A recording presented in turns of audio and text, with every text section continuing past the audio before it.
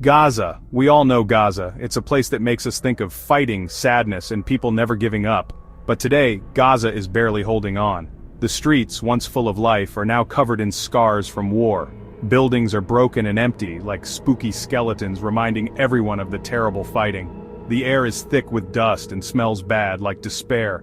You can almost hear the bombs and the cries of people who have lost their homes.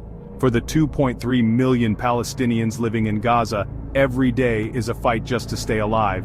The siege, which has been going on for 17 years, has turned Gaza into a giant open-air prison. Things we all need like food, water, and medicine are hard to get. Whether they get these things depends on a war that never seems to end. The world watches, sometimes feeling sad, but not doing much, as Gaza suffers. But Gaza isn't some faraway problem. It's a huge disaster happening right now, and the ones who are hurt the most are the children.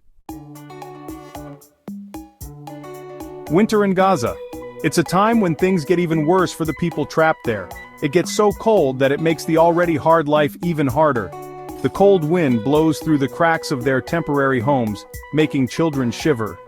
For the children of Gaza, winter isn't a happy time, it's a scary time. People who work for aid groups tell us terrible things.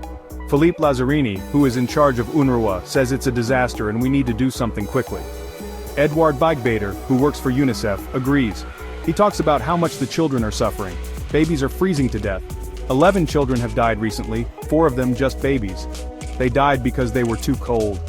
These deaths didn't have to happen.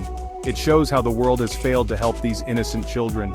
Blankets, mattresses, things people need to stay warm.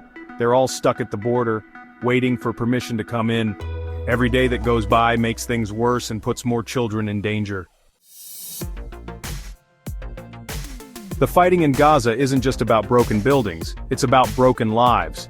Almost 45,400 Palestinians, many of them women and children, have died since October 7, 2023. Every person who dies is a whole world lost, a future gone. The blockade is like a hand squeezing the life out of Gaza. Many families don't have enough food to eat. Hospitals are full of hurt people and don't have enough supplies. The war has hurt people's minds and hearts, leaving a whole generation with emotional wounds. Gaza has more children who have lost arms or legs than anywhere else in the world. Think about that. Children growing up too quickly, their childhoods taken away, their bodies showing the scars of war. This is the real price of the siege, the terrible things that happen to people that numbers can't really show.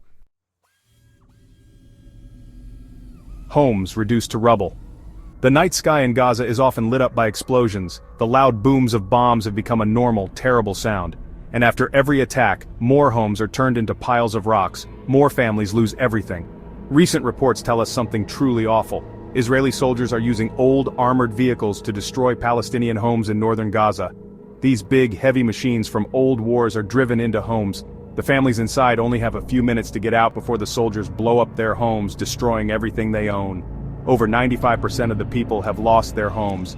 Maps show how everyone has had to move, how families have been forced to leave, their lives turned upside down.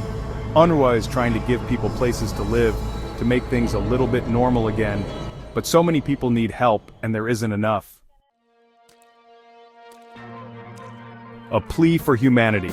The world can't stay quiet.